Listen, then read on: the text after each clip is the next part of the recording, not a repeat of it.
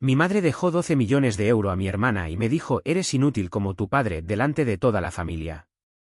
Me tocó una caja fuerte pequeña con una llave oxidada. Esa tarde, cuando por fin la abrí, no había joyas, solo un contrato a mi nombre, fechado en 2004, y un número de cuenta. La cláusula final cambió la herencia completa. Eres inútil como tu padre, dijo mi madre con su tono habitual, frío, sin levantar la vista del café. El notario se quedó inmóvil, y mi hermana Jimena bajó la cabeza para esconder una sonrisa. Yo solo miré la caja metálica sobre la mesa, pequeña, gris, con un arañazo en diagonal. Era mi herencia. Si te gustan las historias reales con giros inesperados, suscríbete, deja tu like y comenta qué habrías hecho tú. Tu apoyo mantiene viva esta voz. El notario, el señor Lafuente, leyó sin titubear: doña Mercedes Roldán lega la totalidad de sus bienes, valorados en 12 millones de euros, a su hija Jimena Roldán. En su totalidad. El aire se volvió espeso. Luego, con un gesto seco, mi madre dijo: para ti, Daniel, esto. Lo que sabes manejar, cosas pequeñas. La llave cayó en mi mano como una condena. Mi padrastro, Hugo, fingió toser para ocultar una sonrisa. Nadie me miró. Firmé los papeles y me fui. El insulto seguía flotando en mi cabeza, como tu padre. Subí al coche y vi mi reflejo en el cristal. 33 años, la expresión de un niño reprendido. La caja descansaba en el asiento del copiloto como un reproche. No quise abrirla allí. Conduje hasta mi piso en Chamberí, ese cuarto sin ascensor que huele a limón y silencio. Dejé la caja sobre la mesa, respiré hondo y giré la llave oxidada. Un clic. Adentro no había joyas ni billetes, solo un sobre amarillento con mi nombre, una tarjeta bancaria y un contrato doblado en 3. En la esquina, una fecha, 2004. Mi padre aún vivía. Leí: contrato de cesión y mandato irrevocable. Estaba firmado por mis padres y sellado por el mismo notario. La cláusula final decía: la presente cesión surtirá efectos automáticos, con preferencia sobre ulteriores disposiciones testamentarias. El beneficiario final será su hijo menor, Daniel Roldán. Preferencia sobre testamentos posteriores. Las palabras me retumbaron en la cabeza. Aquello no era un simple documento viejo, era una bomba legal dormida desde 2004. Sentí un escalofrío. Dentro del sobre había una nota de mi padre, escrita con su letra apretada: si todo te parece injusto, revisa esta cuenta. Si el mundo se pone del revés, confía en esta cláusula. Perdóname por irme tan pronto. Papá. Me quedé mirando esa frase hasta que se me nubló la vista. No dejes que te definan por su prisa. Mi madre siempre tuvo prisa para juzgar, y él, paciencia para construir. La tarjeta del banco era de una sucursal de la calle Orense. Llamé al número impreso. Una voz joven me dijo que la gestora ya no trabajaba allí, pero que podía buscar el expediente. Le dicté el número de cuenta y esperé, con el corazón martilleando. Señor Roldán, volvió la voz, el expediente existe. La cuenta también.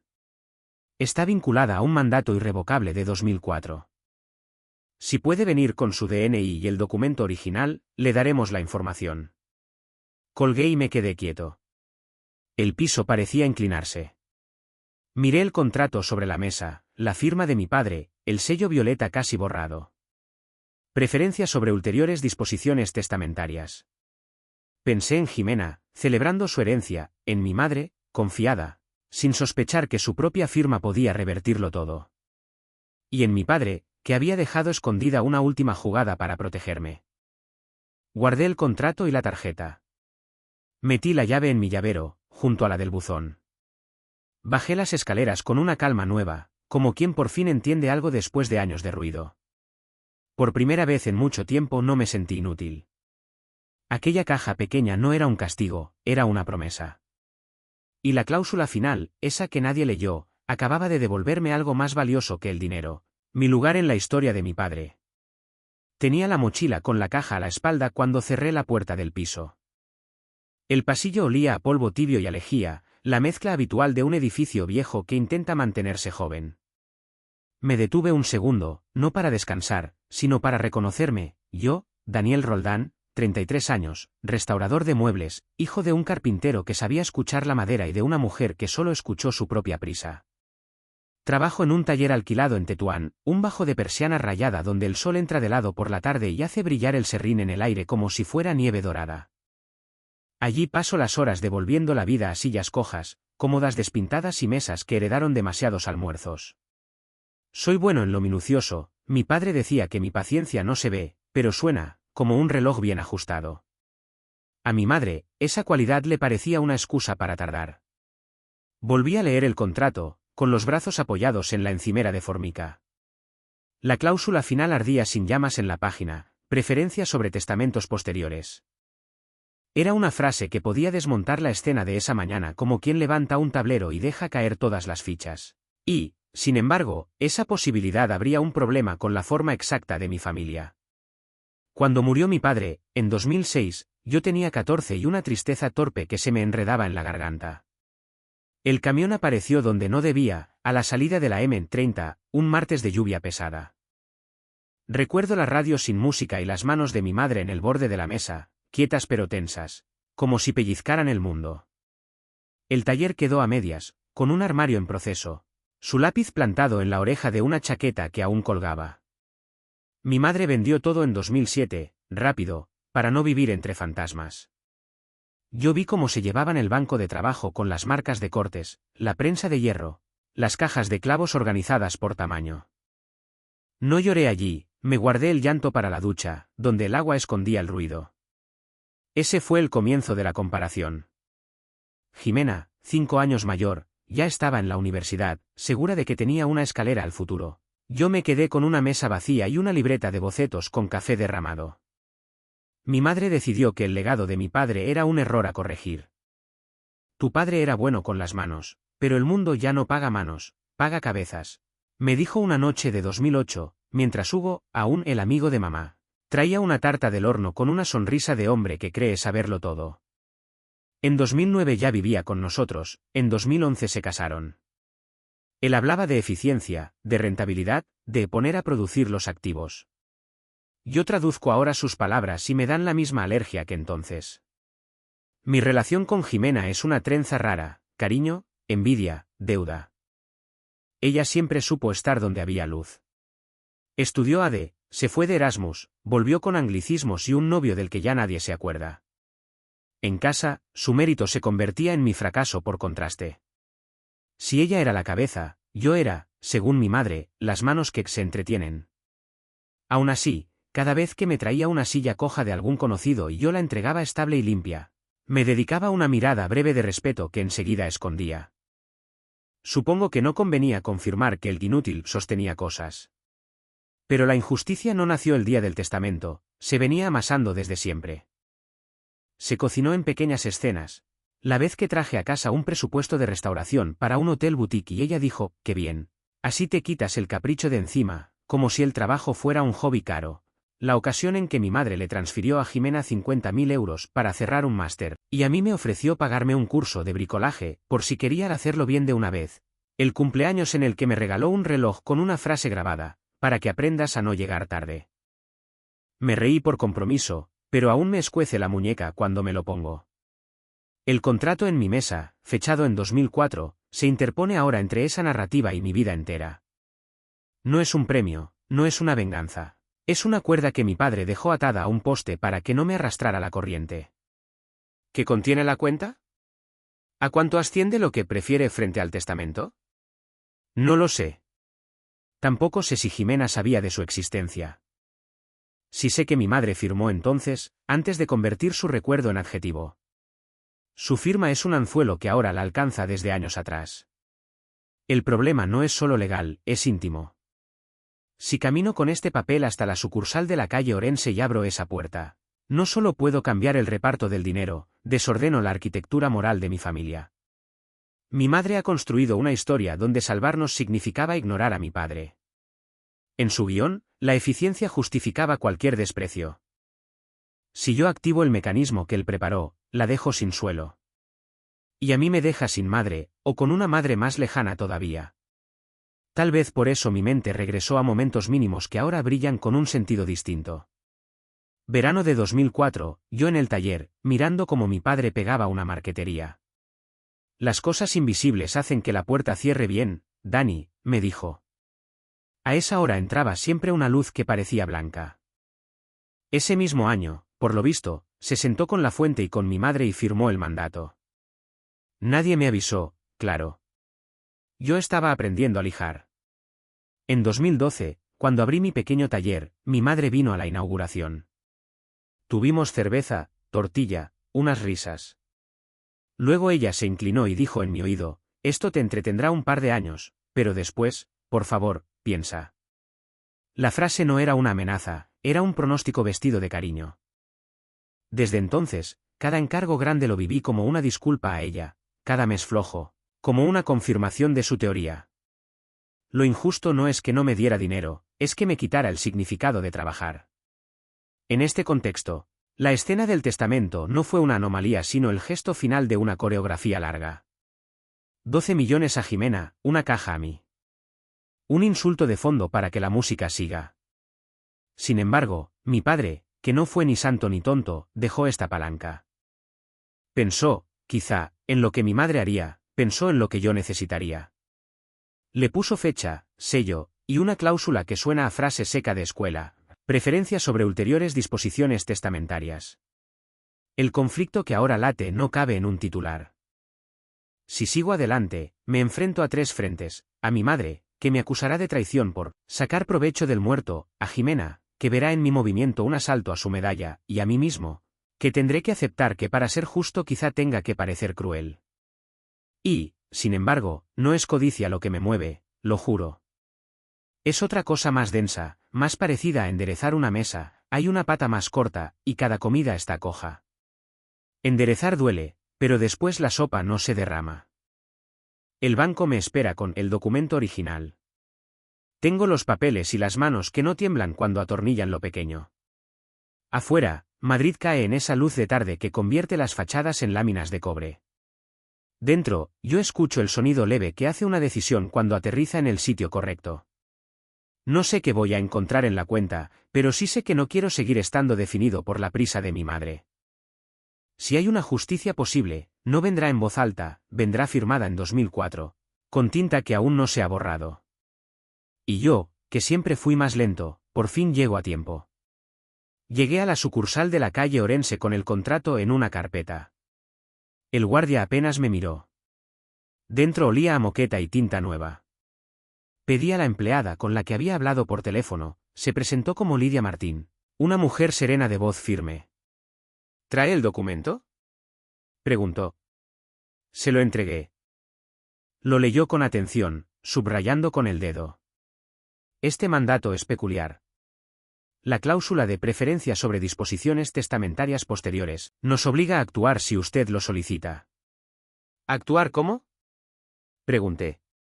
Podemos bloquear cautelarmente los activos procedentes de los fondos de su padre hasta que el notario, y, si hace falta, un juez determinen el alcance. Si firma aquí, se activa. Me mostró un formulario con 3 casillas, verificación de origen, bloqueo cautelar, ejecución del mandato. Sentí el peso del papel como si fueran piedras. Antes de firmar, añadió, llamaré al notario Lafuente. Marcó y puso el altavoz. Lo recuerdo bien, dijo Lafuente. Si el hijo instruye, procede la preferencia. Deben notificar a la otra parte. Lidia me miró. Si firma, avisaré a su madre. Respiré hondo. Pensé en el inútil como tu padre, en mi padre lijando madera sin saber que ese gesto simple acabaría salvándome. Activo las 3, dije, y firmé. El teclado de Lidia sonó como lluvia contenida. De acuerdo. Su madre viene en camino, informó minutos después. También su hermana. El aire cambió de densidad. Me ofreció agua, no pude beber. Cuando entraron, el silencio se hizo compacto. Mi madre, impecable, olía a perfume caro y a rabia, Jimena la seguía, seria. ¿Qué payasada es esta, Daniel?, fue lo primero que dijo. Un contrato que tú firmaste con papá, respondí. Eso no vale nada, replicó. Era un trámite, tu padre y sus fantasías. ¿Tiene validez?, intervino Lidia. El banco está obligado a inmovilizar los activos. Ese dinero es mío, gruñó mi madre. De mi esfuerzo. Y tú, si necesitas ayuda, la pides, no saboteas a tu hermana. No saboteo, dije. Cumplo lo que papá dejó. Y dejo de ser tu adjetivo. Jimena habló, buscando tregua. Dani, lo vemos en casa. Si hay un error legal, se arregla. No es un error, respondió Lidia. Es un mandato vigente. Mi madre apretó los labios. ¿Qué quieres? ¿Cuánto? Quiero respeto, dije. Y que se reconozca la parte de papá. Tu padre era un soñador. Si no fuera por mí, ahora tendrías un trastero. Si no fuera por ti, tendría un maestro. El silencio cayó como un martillo. Lidia extendió un documento. Aquí la notificación de bloqueo, cartera de inversión. Depósito 2016 y fondo traspasado 2019. Hasta que se aclare el origen, no se moverán. Mi madre hojeó las hojas sin leerlas y las lanzó a la mesa. Esto es una humillación. Se volvió hacia mí. Todo por hacerte el importante. Solo aplico algo que tú firmaste, respondí. Jimena, más tensa, susurró, ¿qué significa esto en números? ¿Qué nos vas a quitar? No lo sé aún. No vengo a quitar, vengo a corregir. Mi madre apoyó las manos en la mesa. Tu derecho era que te ayudáramos. Siempre elegiste la veredita. Mi derecho era que no borraras a mi padre. Lidia intervino, calma, señora, el viernes se revisará todo con el notario. Hasta entonces el bloqueo es firme. Mi madre señaló el contrato como si quemara. Tu padre me hizo firmar eso por pena. Y ahora me lo echas encima. Nos conduce, corrigió Lidia, a lo que dicta la ley. Se levantó con una rigidez que dolía mirarla. Muy bien. Cuando esto termine y veas el ridículo porcentaje que te toca, vendrás a pedirme perdón. Cuando esto termine, respondí, hablaremos sin insultos. Jimena se quedó un segundo más, mirándome con una mezcla de miedo y respeto. Nos vemos el viernes, dijo. Salieron. La puerta se cerró sin ruido. Lidia me observó un instante. Ha sido limpio, comentó. No me siento limpio, me siento inevitable. A veces la justicia suena así, respondió. Firmé las últimas casillas y salí a la calle. Madrid seguía rugiendo, ajeno a todo. En la mochila llevaba la copia sellada y un pulso que ya no podía detener. Esa tarde, en el taller, recibí un correo, bloqueo ejecutado. Reunión con notario confirmada. Abrí el PDF, flechas que unían 2004 con 2019, cuentas vinculadas, saldos. El origen no mentía. Entonces sonó el teléfono. Era la fuente. Tu madre contraatacará, me advirtió. ¿Estás preparado? Miré la luz entrando entre las virutas y el polvo flotando en calma. Sí, dije. Esta vez sí. Esa noche apenas dormí. En la mesa, el contrato y los informes parecían respirar. El correo de Lidia llegó a las 10:11, relación preliminar de posiciones afectadas. Imprimí las hojas, allí estaba la historia económica de mi padre, un rastro de ventas y pólizas desde 2004. Lo miré como quien toca una pieza que por fin encaja. No sentí triunfo, sino calma. A la mañana siguiente, el taller olía a barniz y café.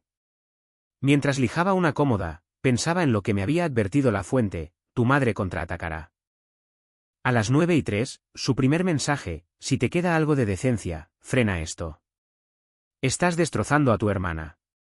No me llamó inútil, pero el tono pesaba igual. Le respondí, el viernes hablamos con la fuente. A mediodía llegó un burofax, requerimiento de desistimiento inmediato con apercibimiento de acciones. Lo leí sin rabia. Solo cansancio. Llamé a la fuente, me dijo que era ruido, que guardara todo. Cerré el taller antes de lo habitual y caminé hasta el local que fue el taller de mi padre. Ahora era una floristería. La dueña me dejó pasar, aún se notaba la marca de las viejas estanterías en la pared. Pasé la mano por la pintura y sentí su voz: las cosas invisibles hacen que la puerta cierre bien, Dani. Esa noche llamé a un cliente antiguo que conservaba facturas del taller. Me envió dos de 2004, con la fecha exacta del mandato. No era prueba jurídica, pero sí emocional. El jueves, Jimena me propuso un café. Llegó sin maquillaje, cansada. No quiero pelear, dijo. Solo te pido que no conviertas esto en una guerra. No quiero humillar a nadie, respondí. Pero papá nos dejó una cuerda. Si no la agarro, me ahogo. Ella vendió el taller porque no sabía sostener la ausencia, susurró. Y me usó para justificarla, dije. Se quedó callada. No supe parar el inútil, admitió. Me convenía ser su ejemplo. Ahora nos conviene otra cosa, respondí, la verdad, aunque duela. El viernes llegué al banco con el contrato. La Fuente me esperaba, dentro estaban Lidia, mi madre, Hugo y Jimena. La tensión se podía cortar. Empecemos, dijo La Fuente. Mandato de 2004 con cláusula de preferencia. El banco bloqueó los fondos afectados. Lidia repartió carpetas, fechas, traspasos, montos. Los activos proceden de las ventas de 2004 y 2007, bajo el mandato del señor Roldán. Mi madre no miraba los papeles, me miraba a mí. ¿Te parece esto honrar a tu padre?, preguntó. Me parece no borrarlo, contesté. Desde el punto de vista económico, empezó Hugo. Desde el humano, lo interrumpí, lo justo es no construir fortuna sobre un insulto. La Fuente escribió notas en silencio. Lidia propuso una salida: mantener libre lo no afectado y analizar el resto con un perito independiente. Nadie le quita lo que no provenga del origen, dijo. Mi madre respiró hondo. Acepto la pericial, cedió, pero no aceptaré que tu padre fuera previsor. Me dejó una cláusula, respondí. Eso basta. Firmamos el acta. No era un final, pero sí un equilibrio. Afuera, el sol se reflejaba en los coches. Hoy no nos rompimos, susurró Jimena. Es un comienzo, dije. Los días siguientes fueron más tranquilos. Lidia enviaba correos técnicos, La Fuente coordinaba. Yo trabajaba en silencio, con el móvil a la vista. Cada gesto simple, ordenar herramientas, doblar trapos, me resultaba nuevo. A ratos pensaba en cómo sería vivir sin miedo a la próxima crítica, en pagar el alquiler del taller sin ansiedad. Pequeñas señales me confirmaron el cambio. Una vecina me dijo que mi madre estaba más callada. Hugo me escribió: si necesitas mis extractos, pídemelos por La Fuente. Lo tomé como rendición práctica. Una noche saqué la radio vieja de mi padre, la reparé y volvió a sonar. Me quedé escuchando boleros con las manos manchadas de aceite, y por primera vez en años, el silencio no me dolió. El sábado fui al cementerio. Le dejé el acta doblada junto a su nombre. Creo que lo estoy haciendo bien, escribí detrás. No temblé. Mi madre no me llamó. Y por primera vez su silencio no fue castigo, sino pausa. El proceso siguió, el perito rastreó fondos de 2007 y 2016. Encontré una copia de la póliza original en casa de mi abuela. Lidia celebró mi hallazgo. Cada documento rescatado era como restaurar un mueble viejo, la historia recuperaba su forma. Empecé a escribir cada mañana en una libreta, que sostengo hoy. A veces respondía una cómoda vieja, otras, la dignidad de mi nombre. El viernes siguiente, Lidia llamó: el perito confirma, las aportaciones de tu padre son el origen directo. La cláusula es plenamente aplicable. Colgué. No lloré. Solo respiré, como cuando una puerta encaja sin empujarla. Esa noche, Jimena me envió una foto: mamá en la cocina, de espaldas, las manos quietas sobre un bol. Está callada, escribió. Le respondí con otra, la radio encendida. Yo ya no. La semana siguiente fue una cuerda tensa que no se rompió.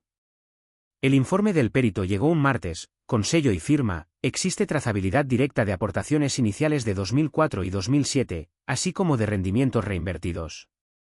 Procede prioridad del mandato en el porcentaje identificado.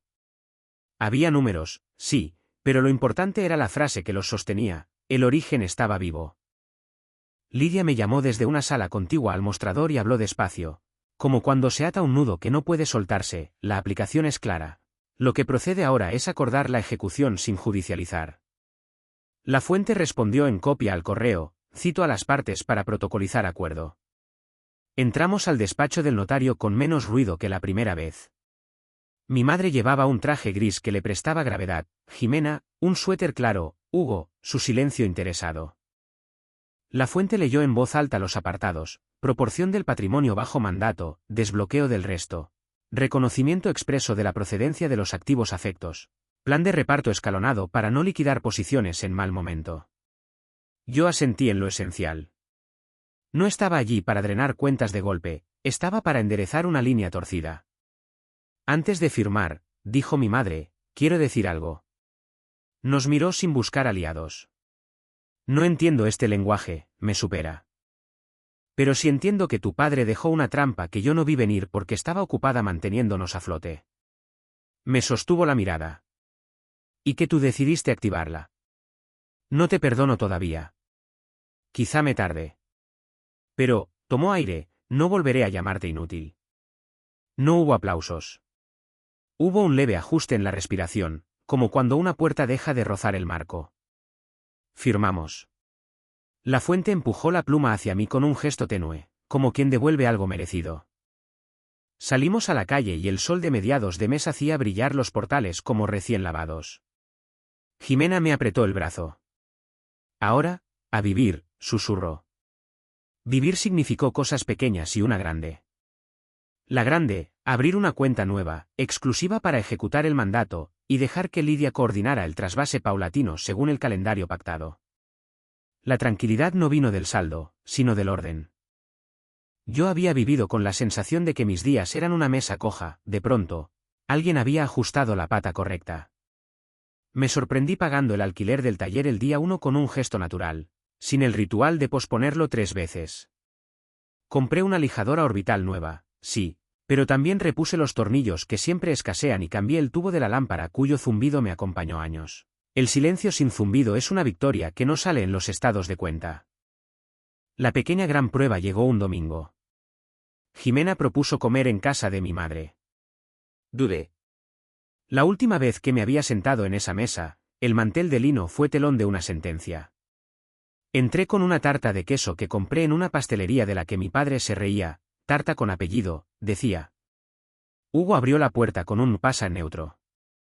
En la cocina, mi madre mezclaba una ensalada, había pelado las naranjas como solía hacer mi abuela, sin piedad por la corteza.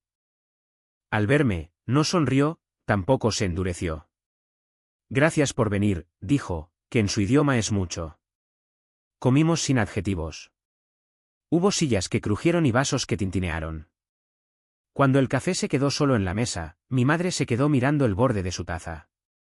He soñado varias noches con tu padre, dijo. En uno me pedía perdón por dejarme todo a medias. En otro, ni me miraba. Se frotó la frente. Es curioso, llevo 20 años explicando lo que hice para sobrevivir y, sin embargo, no supe explicártelo a ti sin señalarte con el dedo. Se dio por concluida. Ya está. Un ya está dicho por ella es una mano que se baja. Yo tampoco te expliqué que seguir a papá con las manos no era quedarme atrás, dije. Era otra manera de avanzar. Nos quedamos un rato en esa calma atípica. Antes de irme, me pidió que la acompañara al cuarto donde guarda las mantas. Abrió un baúl, revolvió, y me tendió una caja pequeña. Dentro, el reloj que me regaló en mi cumpleaños con la frase para que aprendas a no llegar tarde.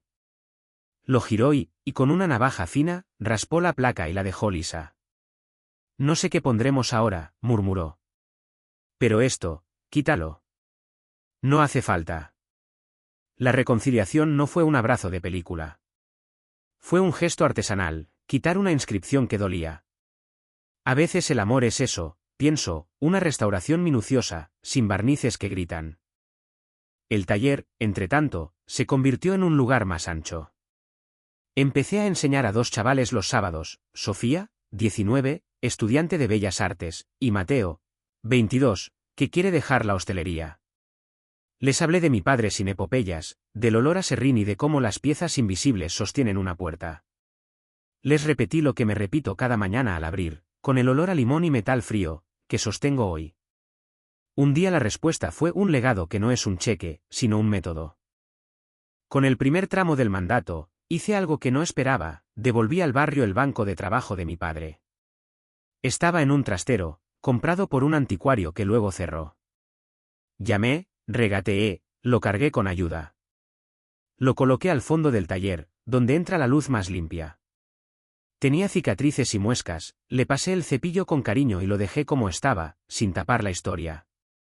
Encima, coloqué la radio reparada. Cuando la encendí, sonó una canción ridícula y hermosa. No lloré. Me reí solo, con ese pudor que da la gratitud. Hubo días en que casi caí en la tentación de celebrar la victoria. Me salvó la memoria de dos cosas, el camión en 2006 y la frase de mi madre en la notaría, pronunciada como si la verdad fuera un abrigo que elegimos: no volveré a llamarte inútil. Entendí que lo que había ocurrido no era una victoria sino una corrección. La justicia, cuando llega, no hace ruido de triunfo, suena a bisagra en su sitio. El acuerdo se ejecutó en 4 meses. Hubo tramos, informes, firmas. Lidia me llamó para avisarme del último traspaso: queda cerrada la parte afectada, el resto continúa bajo la titularidad de su madre sin bloqueo. Agradecí su sobriedad. La fuente, en la última cita, sacó una copia del mandato original y la encuadernó con una tapa transparente. Para su archivo, dijo. Lo guardé no como fetiche, sino como herramienta, una historia con respaldo. Una tarde, Jimena se pasó por el taller con 2 cafés. Se quedó mirando el banco de trabajo recuperado, pasó la mano por las muescas. Es feo, dijo, y se rió. Y precioso. Como nosotros, respondí. Me pidió que le hiciera una mesa pequeña para su despacho. Quiero algo que aguante discusiones, bromeó. Le hice una con roble, uniones a caja y espiga. Cuando la entregué, dejó un sobre en el mostrador, era una fotografía nuestra, de niños, con papá levantándome en brazos para alcanzar una lámpara. Al reverso escribió: preferencia sobre ulteriores disposiciones, la nuestra, de hermanos. Y mi madre, no se convirtió en otra persona, pero cambió el peso de sus silencios. A veces me llama para preguntarme cómo se quita una mancha de madera. Un domingo vino al taller, caminó despacio y se detuvo ante el banco. No dijo palabras grandes. Dijo: aquí olía así, y se fue. Eso es más de lo que tuve durante años. ¿Qué aprendí? Que la letra pequeña es, a veces, la letra grande de la vida, que las cláusulas no son venganza sino memoria en orden. Que hay herencias que se cuentan en euros y otras que se cuentan en modos de hacer, sostener, alinear, rectificar sin humillar. Que no debemos dejar que nos definan por la prisa ajena, ni por el miedo de quienes nos quieren raro.